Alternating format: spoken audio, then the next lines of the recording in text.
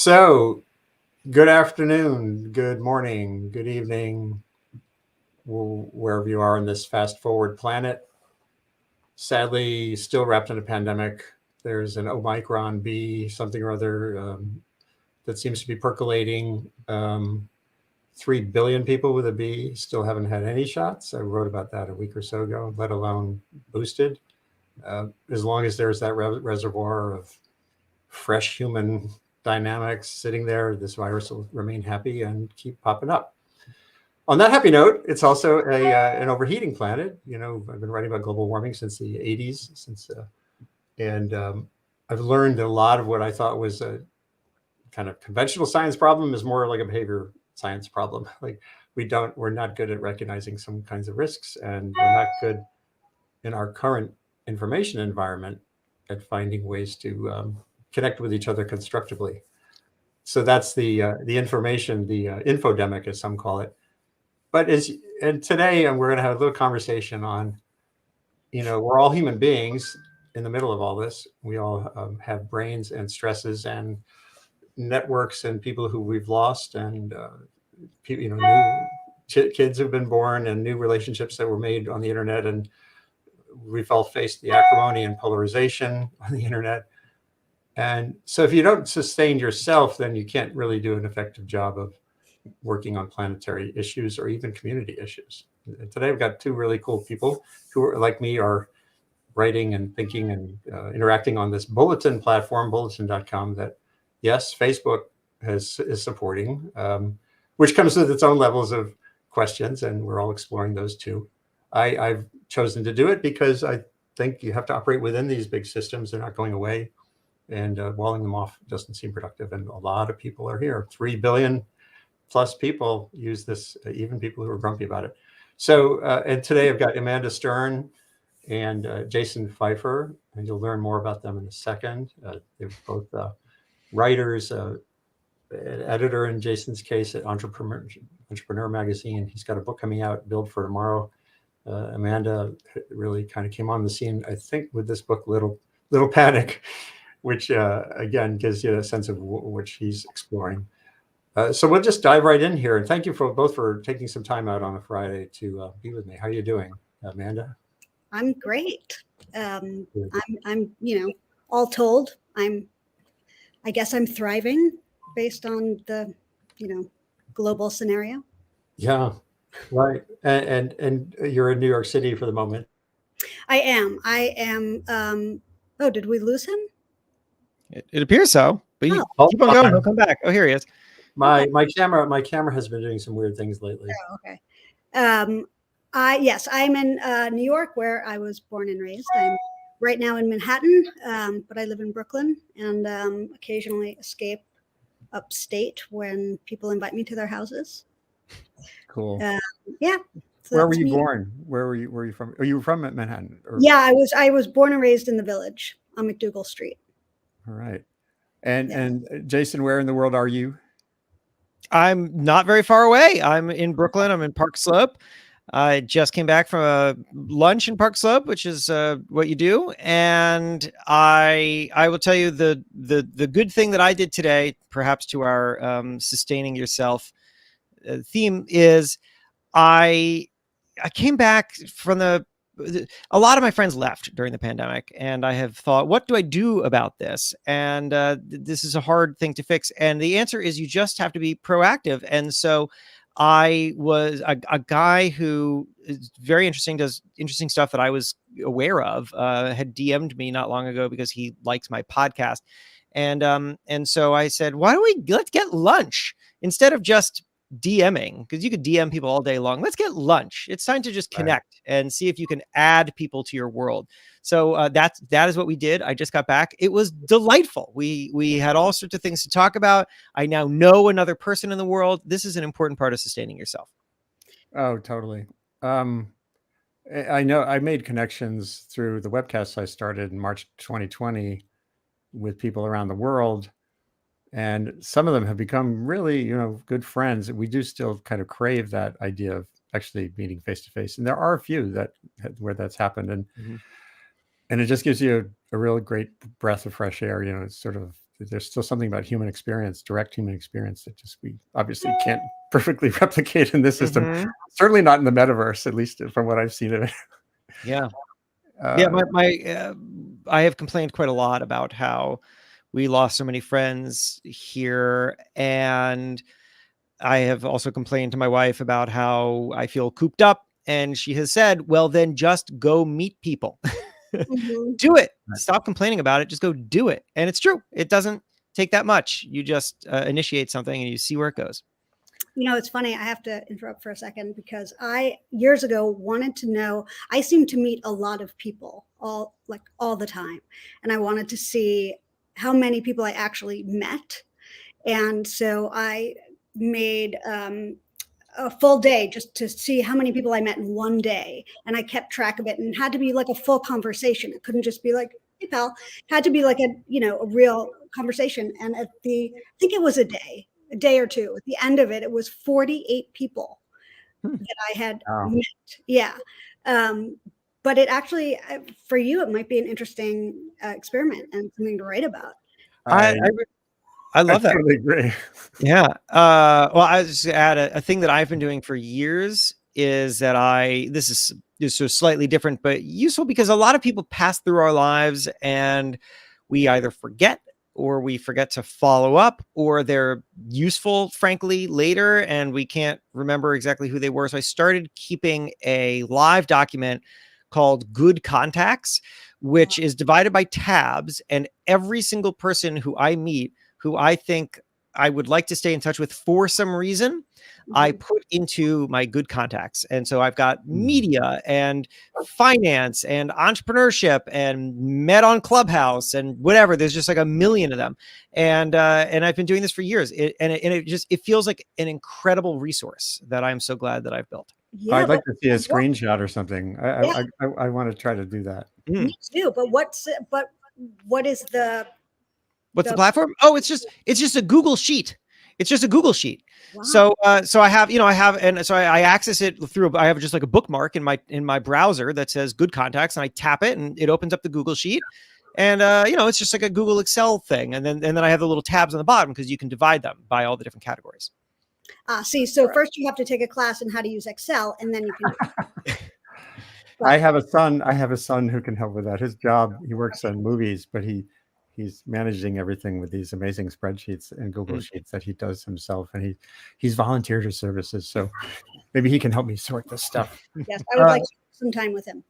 Yeah, I'm saying hi to Joanne McGarry there, who's up in Northern California. She's been coming on the show for a very, very long time. She, through comments, and it's great to see you again, Joanne. She introduced me to a musician from the same neck of the woods who's been on my Sunday shows, Joanne Rand, and that's been magical. So, and Joanne has some interesting stories to tell about her efforts in her community to cross divides. Political and others.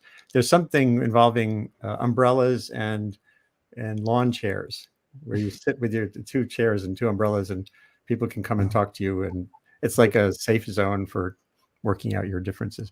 Someday, Joanne, we'll have you on the show to talk about that. So let's talk. I want to get a little sense for you and for those who will be watching right now or later of what's made you who you are so far. Not the entire story, but was there a moment, or how do you characterize the journey that brought you to be a communicator, focused in this case, Amanda, on sort of mental wellness? What's the sketch of that? Well, I think like most people who focus on psychology and mental health, I am a person who suffered from and suffers to this day from mental health issues. I grew up with an undiagnosed panic disorder, so I was having panic attacks chronically, daily, weekly, from the time I was around 2 or 3, and didn't have the words for it. Didn't know what was happening to me, other than that it felt like I was becoming extinct. I was dying.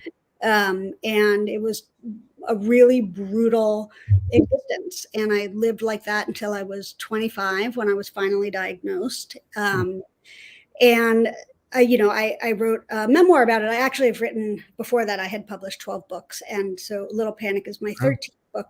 And but I wrote about the experience. It was my first actual first nonfiction or memoir book. I wrote about the experience of growing up, knowing something is wrong with you and not knowing the name, and how not knowing the name of what's wrong with you shapes the course of your entire life. And so as I, spent my adult life being creative and doing, pursuing artistic endeavors, I also was really investigating the self and myself and others, and why this happened to me and it didn't happen to my siblings, and why I am the way I am. And, I had a weird benefit of really having existed inside of panic for so long. That was my primary language. And so I understand on a level most people can't, unless they suffered in that same way, the language of anguish, mental anguish, and the physicality of it. And because of that, I felt like I was able to explain it in a way that people would understand, because I don't forget. There's nothing to forget. It's still inside of me. Yeah. So I just became a person who, I write fiction, I write nonfiction, I'm artistic and creative and imaginative and whatever, but I really, through it all, is the core of everything I do is what is the self, and how do you know who you are, and how do you make yourself feel better and get better. Yeah, and you take a reportorial approach. You get to know practitioners and experts in these different arenas, and that's what you've been writing about here. It's a really neat mix of anecdote and basic, understanding of where the science is in some of these things. A good series. Is there a piece you've done that you think, when you think about this idea of, planetary well-being and personal well-being, what are the qualities you have to have as a human individual member of a family, a community, that could spread into a wider thriving? Does something come to mind? I mean, nothing that I've written yet. I actually have a piece that I'm working on. When I say, and I'm working on it I've just been digesting how to do it. I'm writing about climate grief. And it's going to take me a while, because I'm not a reporter, I'm not a journalist, but I really want to understand it.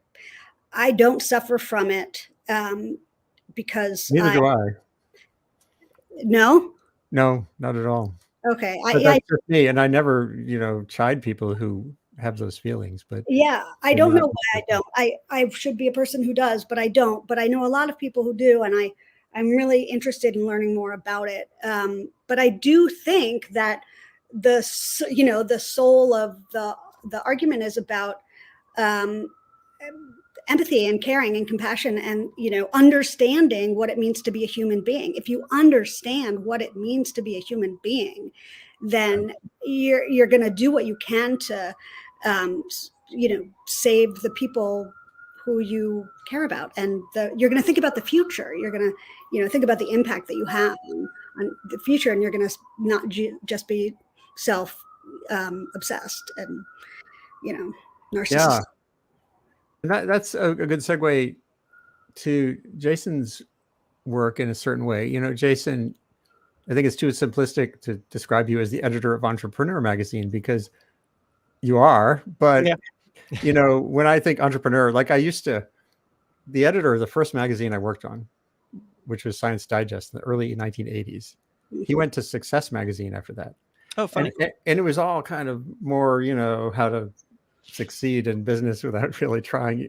It was about winning and profit. It wasn't about these wider frames, ethics and how do you gauge success. And when I look at your writing, you're focusing much more systemically on these questions. Is that a fair thing to say? And then how did you become who you are so far? Yeah, that is. I appreciate that.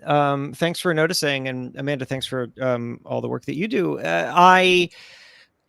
So when my background is in media. I was a newspaper reporter who became a magazine editor, and had just grown that route. And when I got to Entrepreneur Magazine, a couple of interesting things happened. Number one was that I was trying to grapple with what the magazine should be in a moment in which the word entrepreneur had come to mean so many things to so many different people. Because the brand is 40 something years old. And for most of that time, the word entrepreneur, to the degree that it meant anything to anybody, and the degree that people knew how to spell it, which most people don't, is that it was a certain kind of business person or a certain kind of business owner. But that's not the case now. The word entrepreneur, you will see be used by everybody from teenagers to people selling stuff on eBay to athletes to celebrity to everybody. And I thought, well, what do all these people have in common? And I spent a while talking to them, and I realized the answer, at least the answer as I've come to accept it. And that is they all share the emotional experience of entrepreneurship. That's the one thing that they all have in common. Because to be an entrepreneur, and I've defined it as someone who makes things happen for themselves. I think of it as a mindset and an identity more than anything else. It's not a particular kind of career. And so the way in which people are all united by it is that they are all in some way challenging themselves to bust through walls, to solve the impossible problem, to figure out something for themselves. And that is so universal and is so unspoken about. It's easy to lean into, here's how to make money, Right? But I don't think that that's all that's satisfying for the people who are actually just trying to do the work. The reason that I would guess, people say this about entrepreneurs, they say it about people in media, and I would bet that both of you would identify with this as well, and I bet a lot of our viewers do, which is to say, if you could do something other than the thing that you do, then go do that, because that is easier.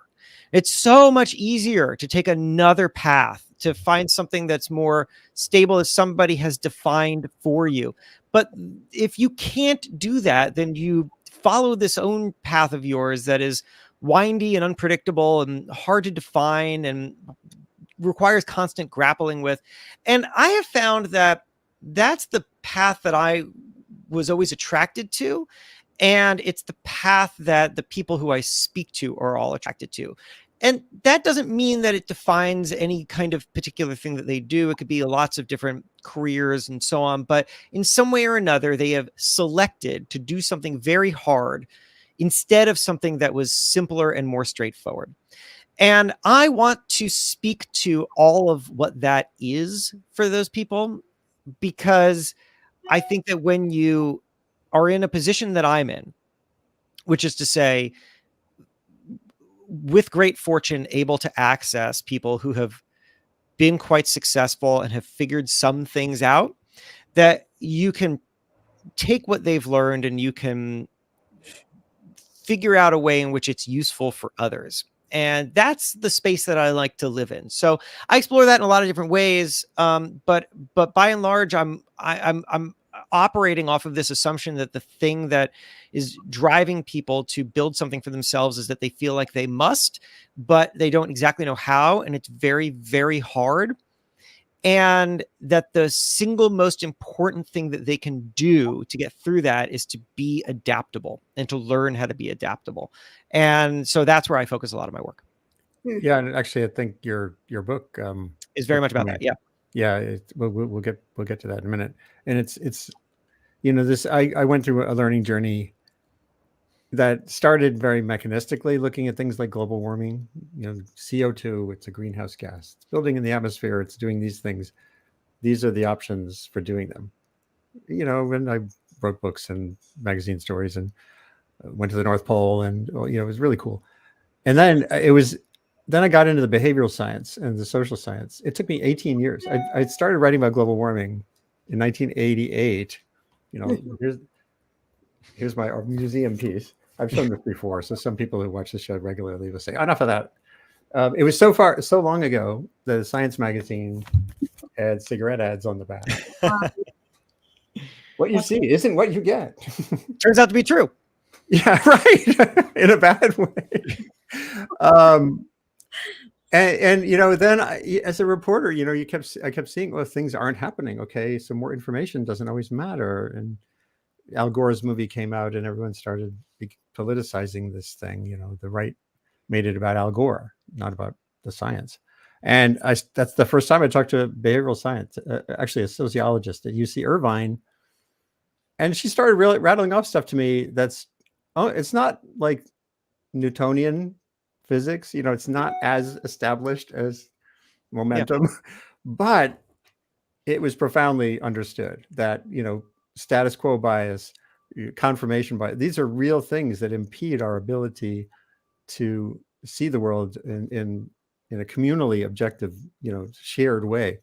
And I thought, okay, do I spend the rest of my life writing prize-winning articles about global warming, or do I focus on that more? And that kind of led me more to this forum, sort of open inquiry. I did a blog at the Times. And I think entrepreneurs, one thing I think people miss about breakthroughs generally, Nobel Prize winners, we focus on the winner or the Elon Musk, but not on the network, the interlacing that has to happen for a battery to emerge from, an idea, a laboratory idea. And how much of that, the skill of an entrepreneur, is sort of that holistic thing, working with others, not just being the entrepreneur. There's a stat that people often use in a scary way, and that is that half of all businesses fail after 4 years. And the interesting thing about that stat, Andy, to your point, is that it's quite misunderstood. So first of all, what is true is that half of all businesses close after 4 years, but that doesn't mean that they failed. In fact, the data shows, and this is, I think, census data, that a third of those businesses closed because they reached what their founder would consider to be some kind of successful endpoint. They sold the business achieved whatever its initial purpose was, the person retired and was done. So that takes care of a third of them. But then the rest, just because they closed, also doesn't mean that they failed. Because even if a business doesn't necessarily work out, that doesn't mean that the person who created it has failed. In fact, the person who created it may have learned a tremendous amount from this experience that they're then going to port over to the next thing that they do. And I think we often forget that. We treat every instance of action as if it is by itself a defining moment. And it is not. It is one moment in a long, hopefully very long continuum of them, in which one informs the next. And well, I've built things that didn't do what I wanted them to do. Release a book that didn't become a bestseller. I built a website that lost me money instead of made me money. But all of these things informed the next thing that I did. And I hope that in showing those kinds of stories too, like you said, Andy, everybody sees Elon Musk, but they see Elon Musk at a particular moment in time in which he is thriving with the thing that he created. And everybody who is thriving in that way is doing so on top of an absolute mountain of stuff that they did that didn't work out. And I think it's important to make sure that everybody sees all of that so that they understand that they are along just the part of the journey right now, if they are, in which something is not working out, but that doesn't mean that it all doesn't work out, that they could be building and growing along the way, that in fact failure is data. And if they can learn from that data, they can build off of that data.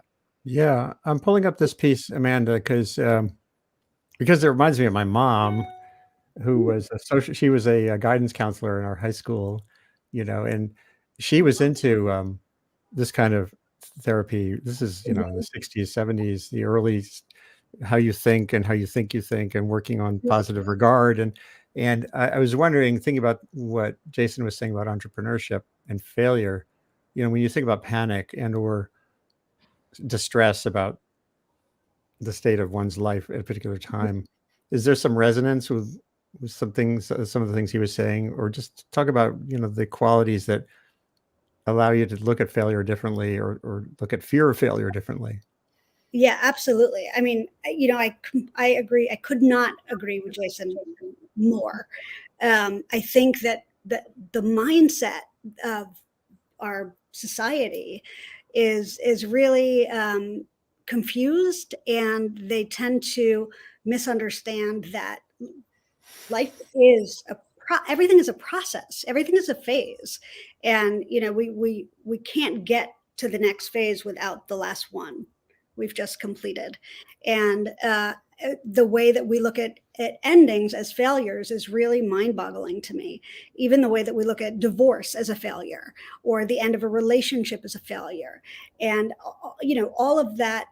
I think it's because people don't understand necessarily how to incorporate everything, to extrapolate a learning from whatever situation that they're in, and then take it to the next spot and grow from there. And that is what life is. And I think a lot of people become stuck because they don't know how to do that, or they don't understand that that is one of the points of life, is growth. And um, so I can't remember your original question, but I do completely agree with Jason. And I do think that we really have a sort of a warped mindset, and a way of looking at things with a very binary lens. Yeah. And are there practices, behavioral? I don't know if there's a simple example of a way to work at shifting a mindset. I know, we can talk about the behavioral and biological realities behind depression and other some of those profound things that are not necessarily subject to yoga or meditation. But what are some? Is there a way to wake up in the morning and look at the stream and not go, ugh? Yeah, there is. I mean, I recently wrote about Carol Dweck, Right. who discovered she was really looking into issues about failure and how kids responded to failure. And she discovered that some kids, when they were given a puzzle that was too difficult for them to solve, instead of giving up, they looked at it as a challenge, and they thought, oh, this is so exciting, I'm going to learn from this. And that is what we consider now to be a growth mindset. And that the other mindset of giving up, of surrendering when you think that you're going to fail, is a fixed mindset. It's also connected to learned helplessness, which I'm writing about now and will be out next week. But so yes, there is definitely a way to shift your mindset. It's really easy. And the first step in doing it is asking yourself which mindset you have. And a lot of people have a fixed mindset. And I used to be a fixed mindset person. I grew up to be one. I was raised to be one. I was conditioned to be one. But, it's just a limitation that we put on ourselves. And I think that, there's many ways that a person can, change their mindset. And I'm going to direct them to my bulletin, to amandastern.bulletin.com, because it's too much to go into everything. Sure. But there are ways, there are many steps and many solutions for people to shift their way of viewing things and thinking about things, and to sort of adopt and accept a more growth-filled point of view. I want to just show something. I had Carol Wicker on here a couple of times. She's written some great books. One was Gray Rhino, which is about these threats that hide in plain sight. Her recent book is You Are What You Risk. And the most interesting thing she has done is it's an exercise to gauge your own risk. What is it? Your own risk aversion. And you can't really know. You can't be an entrepreneur or an athlete or take on a certain role. Well, I shouldn't say you can't, but it helps to know where you fit in that arena, from wanting to stay by the fire or wanting to jump off the next cliff. So it's really cool. She's on this. Maybe we'll have another show sometime with her again.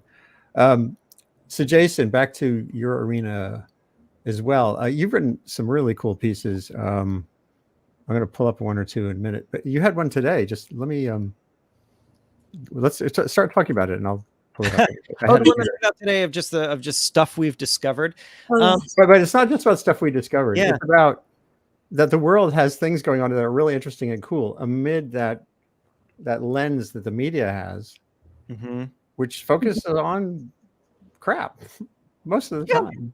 It does focus on crap. You're right. It's which is something that I grapple with a lot because I'm really a good news kind of person.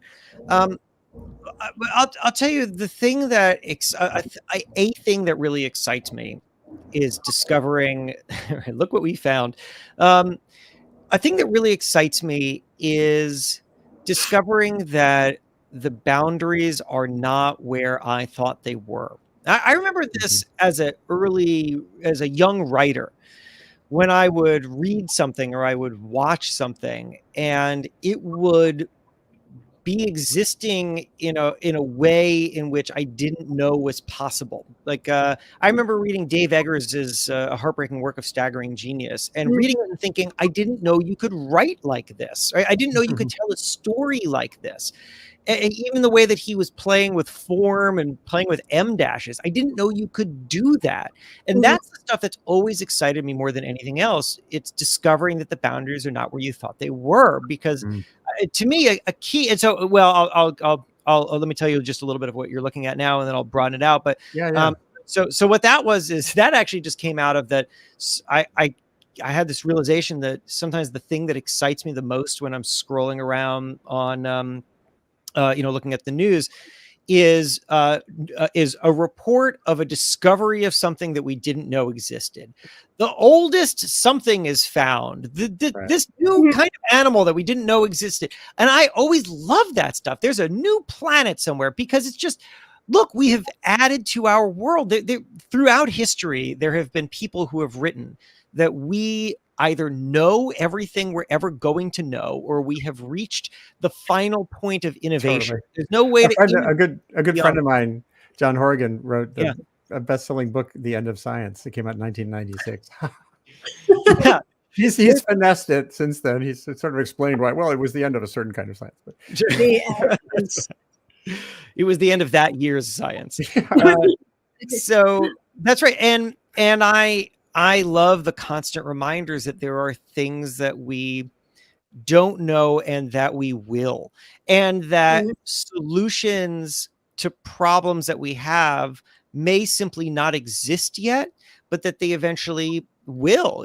One of a story that I love that originated, or at least to me, with Freakonomics, is the story of how New York and other major cities solved the greatest health crisis that faced them in the 1800s. And that was the amount of horse poop that was piling up in the streets. Are you familiar with this story? And because everyone was getting around on horses, the horses were crapping everywhere. It was impossible to figure out what to do with this stuff, because it was just too much of it being produced to shovel it off somewhere. What were you going to do? Truck it out of the city? Just nobody had any idea what to do. And it was causing an absolute health crisis. And the solution to that problem was not developed as a solution to that problem. The solution to that problem was the invention of the automobile, which replaced the horses. Now, obviously, the invention of the automobile created its own problems that we're now grappling with. But the point is that sometimes, as you are trying to figure out a problem, the solution is going to come from somewhere you didn't expect and possibly doesn't exist at the time in which you're first grappling with the problem. And that's an important thing, I think, for us to think about, and also an inspiring one as we think about how to develop solutions to the problems that we see today. And one thing that I think about quite a lot is how we build these boundaries around ourselves, and we do it naturally, and with great reason, right? We can't consider and explore every possible idea that we have, or every possible opportunity that's presented to us. We don't have the time. And so we have to create some sort of filters. We have to say, this belongs in the boundary. This makes sense. This is too difficult or too hard or too impossible or too vexing or something. And so it belongs outside. And moments of great disruption, like the pandemic and many others, and personal disruption as well, one of the values to these things is that they force us to look outside the boundaries that we built, to say, the thing that is inside of the boundary doesn't work for me anymore. And so I have to look outside the boundary. And in doing so, possibly discover that some of the things that we had discarded were actually really wonderful ideas that can improve our lives and our whatever it is that we're grappling with or building. And so that should teach us that going forward, we don't need a massive disruption in order to do that. We just need to remember that it's possible to reconsider the impossible, that we should always be looking beyond those boundaries. And that, in a very funny, quirky way, drove me to this piece today where I'm talking about a new ghost baby shark that we just found, and the world's oldest known drinking straws, which is so cool. The world's oldest known drinking straws. 5,500 years ago, people were drinking out of straws. So I hope that it's just a reminder that the boundaries are not where you think they are, and there's always new information to be had. Mm-hmm. Totally. I wanted to ask you both about the education system, which is a big part of what makes us who we are, along with parenting. And is there a potential to create children going forward in ways that have some of these entrepreneurial qualities and some of that reflective capacity that you were talking about, Amanda, too? Maybe Amanda first, on when you think about education, what's the role there? Where to go? Well, I have a lot of thoughts and ideas about education, which I actually talked about yesterday on my live. And I just think that the system as it is right now completely misunderstands the children that it's claiming to serve in the most fundamental, basic ways. It's 101 to know that children should not be sitting for 8 hours a day. Oh, that, right. So, just the most fundamental things. But, I think that just like the problem of the horse manure, there's, we have a real education problem, and we are stuck inside of a fixed mindset when it comes to that. And the education system as it stands right now does not allow for any different types of learning. It's one learning style. And if you don't have that learning style, you're screwed. And I was screwed. I'm a very experiential learner. I need to make things. I need to move. I need to create and build. And there's nothing really like that I know of for education. I think that there needs to be new models where the classes actually relate to one another. There's an integration. There's, right. It should be themed, and your math should have to do with should relate to history, it should relate to science. It should be, we don't learn in these we learn in the way that, in sound bites almost. And it's it's sort of fostering kids who have compartmentalized knowledge. And I think that's really too bad. But and that goes all the way up through higher ed still too. It's working at Columbia on sustainability, you realize we're trying to, one thing I've been trying to do is to build interlaced connectivity so people are at least aware of. There's an anthropologist who's also thinking about climate adaptation. Yeah. So they're like aware of what's there.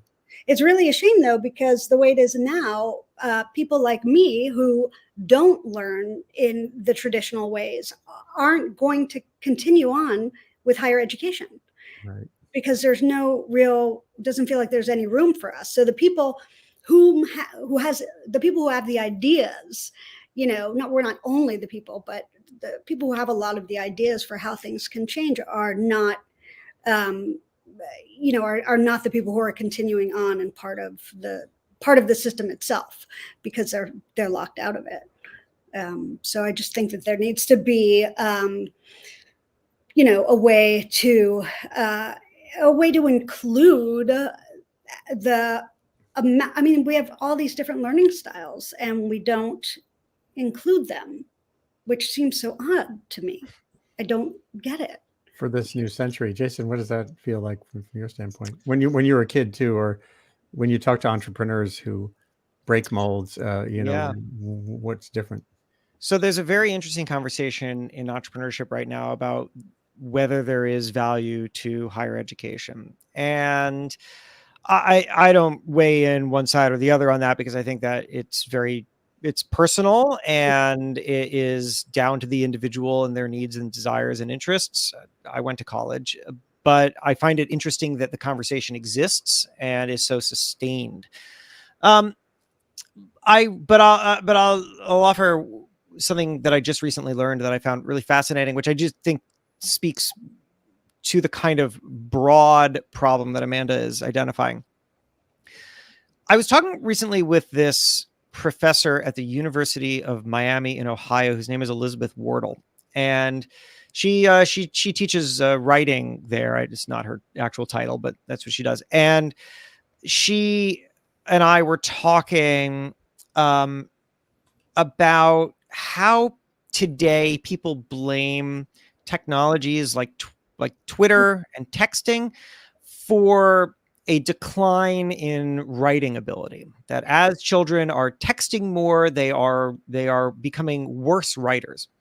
And Elizabeth said to me that complaint long predates the existence of texting and tweeting. In fact, first of all, Why Johnny Can't Write was a cover story in Newsweek in the 1970s, but you can go back into the 1800s and find people complaining of the exact same thing. Today's kids can't write in a way that yesterday's kids could. So what is going on? Now, there are a lot of versions of this where there is some complaint that we ascribe to right now, and we think that some modern technology is the cause of it.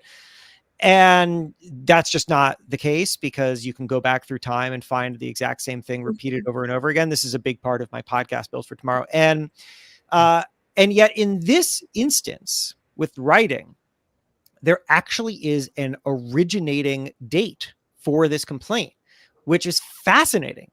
And the date is 1875. Now, what happened in 1875? Well, here's what happened. Before 1875, colleges, higher education in America, was a primarily oral tradition of education. You would have, let's be clear who was going. You'd have wealthy white men who were going to college to become gentlemen scholars. And they did so through argument and philosophy and speaking in the classic languages.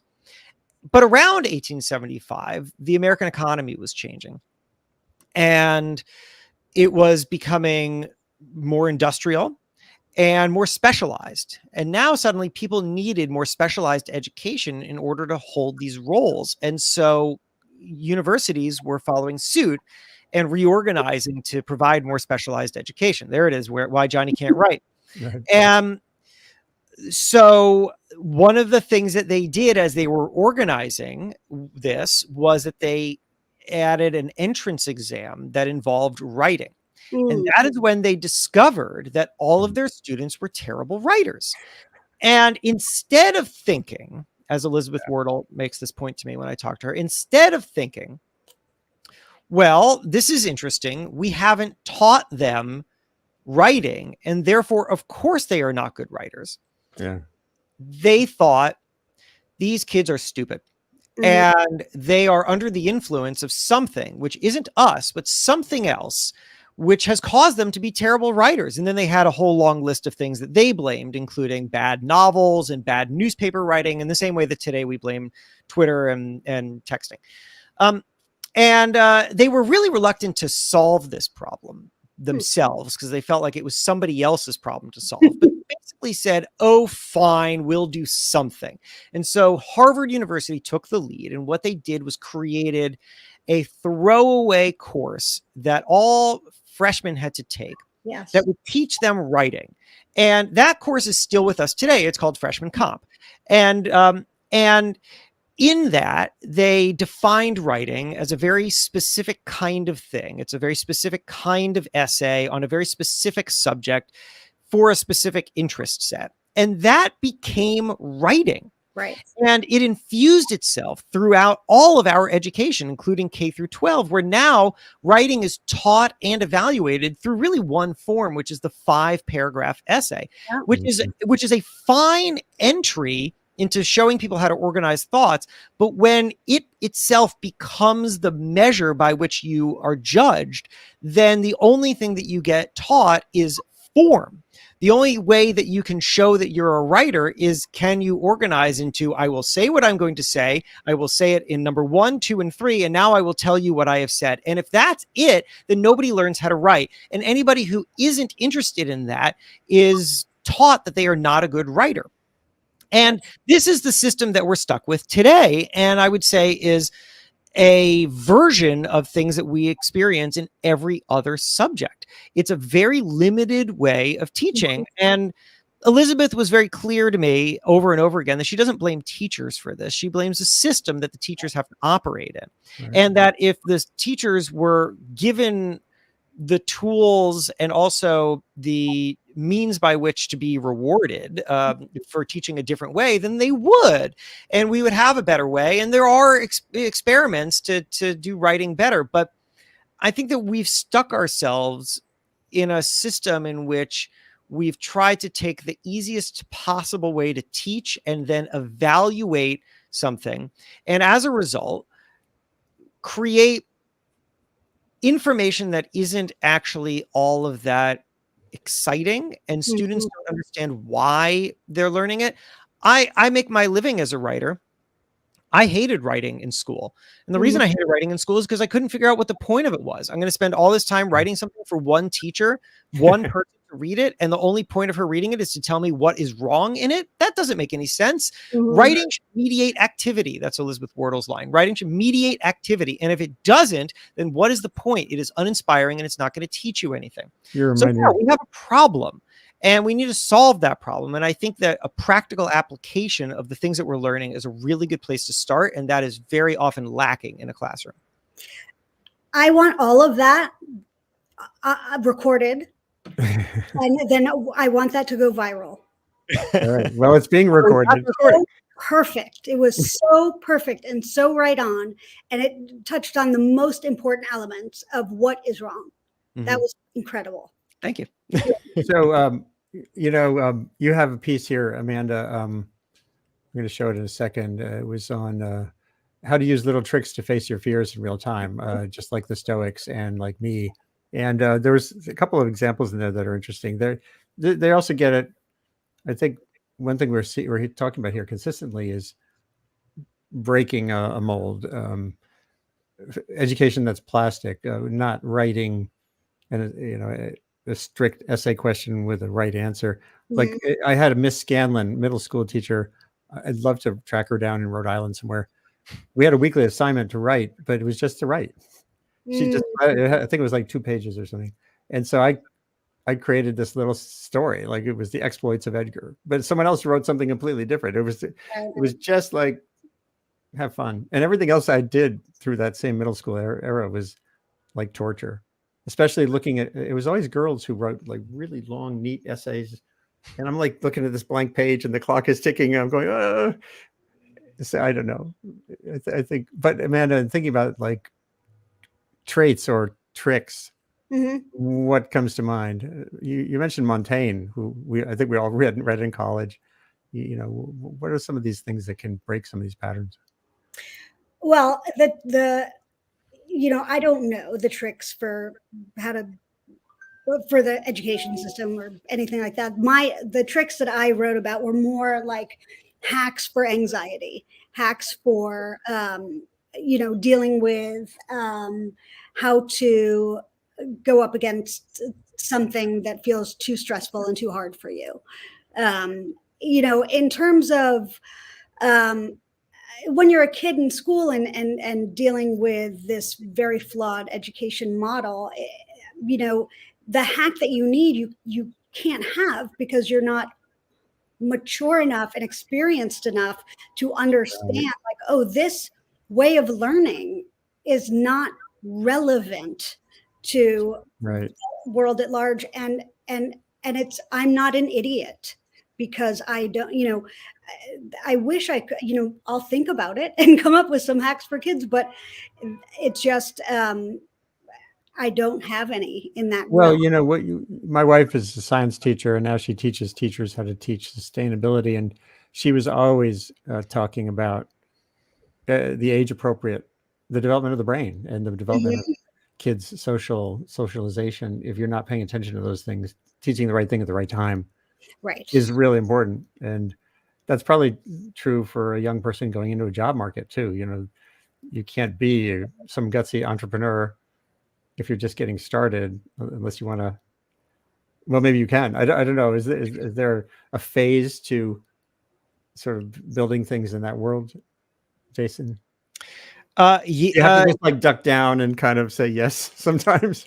Yeah, sure. Yeah, I mean, look, you I think that you build and evolve. Although, wait, before you take that comment away, I just wanted to respond to Elaine. So there's nothing wrong inherently with the 5-paragraph essay, right? The 5-paragraph essay is a perfectly fine way to teach anybody how to organize an argument. The problem is when it becomes the only way to teach how to organize an argument.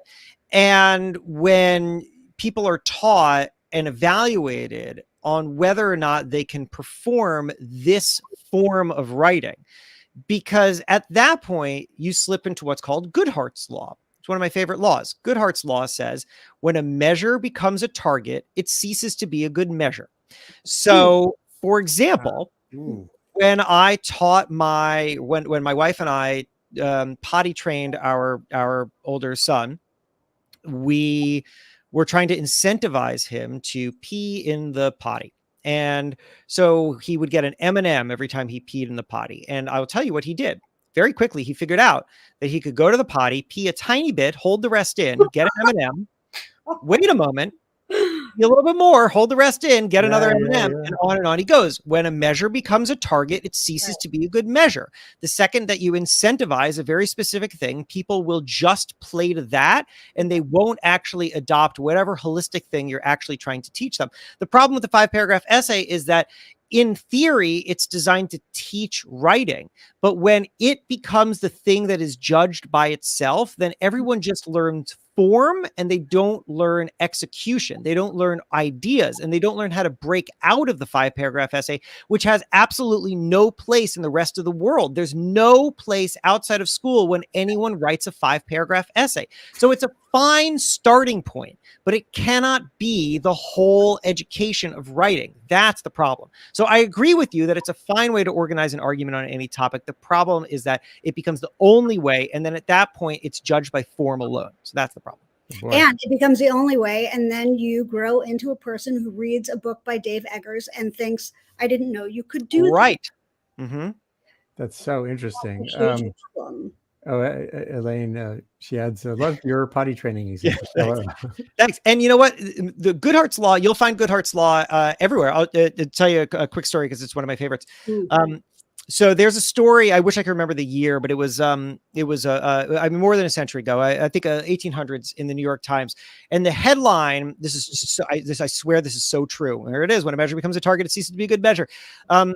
There's a story called "Dog, a Fake Hero." That is the headline of a story in the New York Times, "Dog, a Fake Hero." And here is the story. So this actually takes place in France. So a nice fitting to your setting, Elaine. So the Paris police force is looking to bring some dogs onto the force for the first time. This is a new idea that was spreading across Europe, obviously quite common now. But they're looking to find some dogs, and they hear about this one dog who is a hero, who lives along a river and has fished some kids out of the river who had fallen in. So they go and they inquire about this dog. And the story that they learn goes like this, that there one day a young child falls into the river and the dog jumps in heroically and pulls this kid out of the river and is rewarded by an adult with a beefsteak. I know that. And a couple days later, another child falls into the river and the dog jumps in and fishes him out and gets another beefsteak. And suddenly there's an epidemic of children falling into the river, which the dog just happens to be there right at the time to fish the kid out of the river and gets another beefsteak. And eventually, of course, somebody sits around and watches to see what happens and sees that the dog is pushing the children into the river and then fishing them out to get the beefsteak. Now, the first time the dog didn't do that, right? The first time the dog actually was a hero, but then quickly learned that this particular act is rewarded and doesn't really understand what's happening here, right? All it knows is that one action leads to another. A child being pulled out of a river gets me the beefsteak. Goodhart's law. When a measure becomes a target, it ceases to be a good measure. And this is what's happened. And we do versions of this all the time where we incentivize one particular action, but we haven't exactly taught how that action fits into a larger holistic thing that we're going for. And as a result, that action by itself is rewarded and played to in a way that doesn't really accomplish anything. You know, that reminds me in sustainability practice, this Goodhart's law, which I hadn't heard named. This is, the reason I do these is because I learn every day. If you're, the example I wrote on for the New York Times in 2009 was efforts to cut emissions or leaks of greenhouse gas methane from oil and gas facilities. And BP actually was getting really good at this. Other companies weren't. This is before they had the oil spill in the Gulf. Totally different story. Mm-hmm. And there was a guy who was BP's guy who just went around examining what people were doing at these different facilities to cut emissions. And at one point they had cut them 50% and they were reporting very happily, the result. We cut our emissions 50%. He said, well, why you just stopped? It's because they were focused on the number, not the culture of right. The culture of best practices is more important than a number of best practices. 350 parts per million. No one knows in the world how we're going to get to 350, which became a clarion call for the climate movement. But I do know a bunch of things that will get us sort of shifting trajectories in a direction that's toward lower numbers. And we get stuck with this. We're surrounded by messages that are about numbers, and as opposed to capacities. And that feels like that was a learning moment for me. Like a lot of journalism is framed around numbers. They're 1.5 or 2 degrees, and that's all frankly bullshit. No one knows how to do that. But I know ways to shift trajectories toward a more resilient community, adaptable, looking for who is the most vulnerable. There's 1,000 things you can do to put us on course for a better century. Mm-hmm. So I think we're toward the end here. I don't know if you have to cut out right at 3, because it's actually, wow, that was a quick. We could go by. If you're okay going a bit longer, I'd be okay going a bit longer, because I do want to kind of get some go-to points. I like to end these conversations always with sort of like, where do we go from here? And I've got a few more. And then, you know what, Andy, what I got to do after this is I got to wrap up the script of the podcast line that you are on. Let me show you one. I'm going to show you one quick prompt. And this is my wife when she was still in a classroom, because her co-teacher was kind of entrepreneurial. They were in a private school where they had lots more flexibility to teach creatively. They did this exercise, and it builds on something a lot of kids do, but it was different.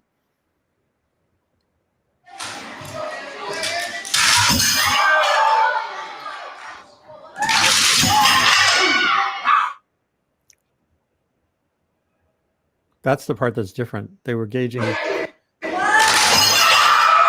costs and benefits of the materials they're using.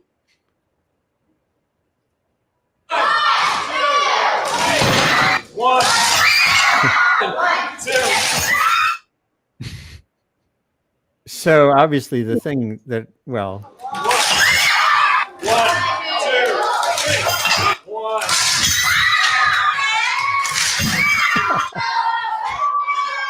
the thing that juices me about this, of course, is the engagement. My God. Yeah. Mhm. But also it's about failing. Who, they're falling forward, as Emerson wrote. Um, is even walking is falling forward. Every step you take walking, you're falling forward and catching yourself with your foot.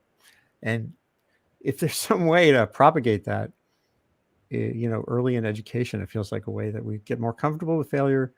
And it's all teamwork. The other thing they've done in their class, they did in their classes, is kids would like migrate to their thing, the thing that they like to do. There's the note taker, there's the mechanic, Mhm. there's the team leader, and I don't know. I just would love to think somehow in our society going forward we can build on that. So, what would you like to go forward with? Can we do another show? Who else would we get on here, or what could we do together that we can't do individually? In the coming months. Maybe Amanda and then Jason. How about Jason and then Amanda? Okay, Jason and then Amanda for sure. Well, so I'll tell you I will offer a thought to a question to ask yourself as a thing to go forward. And that is a question that I love asking myself all the time, and that I think actually explains in a way why those bridge exercises were so great. Mhm. And the question is, what is this for? I love the question, what is this for? Because the answer can change, but if you don't know the answer and if you're not asking it often enough, then you do things without purpose and you miss opportunities. And for example, with education, I think that something I asked myself all the time when I was a student was, didn't have the language for it at the time, but now that I look back on it, this is what I was doing, is I was asking, what is this information for? Why am I learning this? What am I going to do with this? What is it for? What's the purpose? And watching those bridges, you can see how those kids, as they're like completely thrilled by watching these things be destroyed, they're also coming to an understanding of what the information that they were taught was for. They can see how it applies in the real world, how it interacts with physical objects that are around them, how it's important to understand these things in order to build the world. That's what it's for. It's clear. And I think that these kinds of things can guide us as you think, what is this newsletter for? What am I doing this for? Mhm. I wake up every morning and I do this action. What is it for? It Mhm. should be for something. And again, that can change. And this can be personal. It can be also big and systemic. I work in media. I produce all these things for myself, but they are I produce all these things for myself, but I also work in mainstream media. I have throughout my career. I work in a national magazine, and I will tell you that as I've asked this question of what is this for, I've started to apply it to content. What is content for? Mhm. And the answer for a very, very long time in traditional media was, well, content is for monetizing. That's what it's for. Right? You sell ads against the content, and you sell subscriptions to the content. You basically double your money load on the content. But now we're in a different world, a world in which content is very hard to monetize. Ads are hard to sell, and people don't buy that many subscriptions. So what is content for? Is it for anything? And to me, if you're running a business, then what content is for is it's not for making money anymore. It's for relationships, because people trust you because of content. And then the more that they trust you, the more they might trust something that you produce that is monetizable, like a product or service or something else. And if you're not in the business of content, well, then it's worth thinking, well, what else, what is the content for then? I think content is a great way to build relationships. And then to what end? And I think both of you have answers to those questions, and they're slightly different. All three of us have slightly different answers to those questions. And I think that's really valuable. The more that you ask, what is it for, of everything that you do, you get a clarity of purpose, and you also create a system by which you can constantly evaluate what you're doing and why you're doing it. Yeah. Sure. Yeah. I think that, Over to you, Amanda. I mean, very similarly, I think that, I mean, it's a great question. What is this for? My perspective would be, what am I learning? How am I growing? And I think that in schools and the model of education we have now, it's based on a reward system. It's based on the potty training model, and you get a grade, you're evaluated. It's not conducive to the question, what am I learning, or how am I growing? It's it is conducive to the question, what is this for? But I think that if we could somehow move outside of the failure mindset and the evaluative mindset, then we could be more spirited and be more open to actually not succeeding, in order to figure out how we have grown and what we have learned. And from that, you can make so much, you can learn so much and become so much and teach so much. So those are my final thoughts. They're really valuable, and I think this hour has been invaluable.